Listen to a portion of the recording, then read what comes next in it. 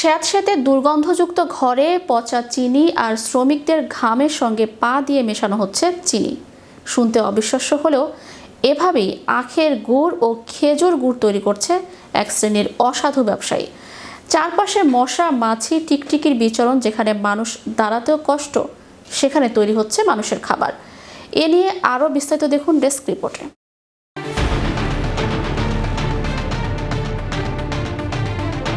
স্যাঁতস্যাঁতে দুর্গন্ধযুক্ত ঘরে পচা চিনি আর শ্রমিকদের ঘামের সঙ্গে পা দিয়ে মেশানো হচ্ছে চিনি। শুনতে অবিশ্বাস্য হলেও এভাবেই আখের গুড় ও খেজুর গুড় তৈরি করছে এক শ্রেণীর অসাধু ব্যবসায়ী। চারপাশে মশা, মাছি, টিকটিকির বিচরণ, যেখানে মানুষ দাঁড়াতেও কষ্ট, সেখানে তৈরি হচ্ছে মানুষের খাবার। রাজশাহীর বাঘায় একইভাবে চিনি, চুন, ফিটকিরি, ডালডা ও হাইড্রোস মিশিয়ে খেজুর গুড় তৈরি হচ্ছে, যা পরে রাজধানী সহ দেশের বিভিন্ন বাজারে বিক্রি করা হয়। পরবর্তীতে পুলিশ অভিযানে গিয়ে সেখান থেকে 50 গণ ভেজাল গুড়, 10 বস্তা চিনি, 25 কেজি চুন ও নানা রাসায়নিক উদ্ধার করে। গ্রেপ্তার করা হয় 7 জনকে।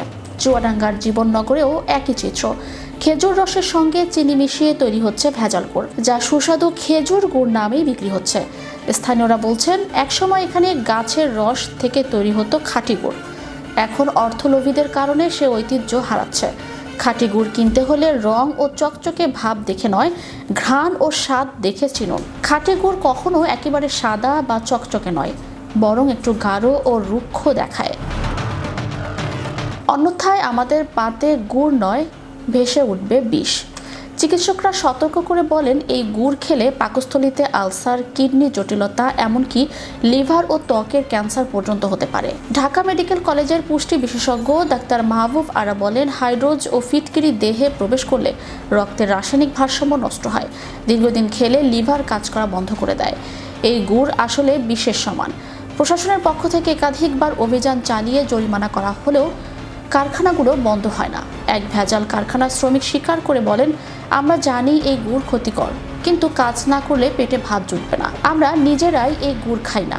পাংশা উপজেলার স্বাস্থ্য পরিদর্শক তৈয়বুর রহমান বলেন, এভাবে তৈরি গুড় খেলে মানুষ ধীরে ধীরে অসুস্থ হয়ে পড়ছে। দ্রুত এসব কারখানা বন্ধে কেন্দ্রীয় তদারকি জোরদার করা জরুরি।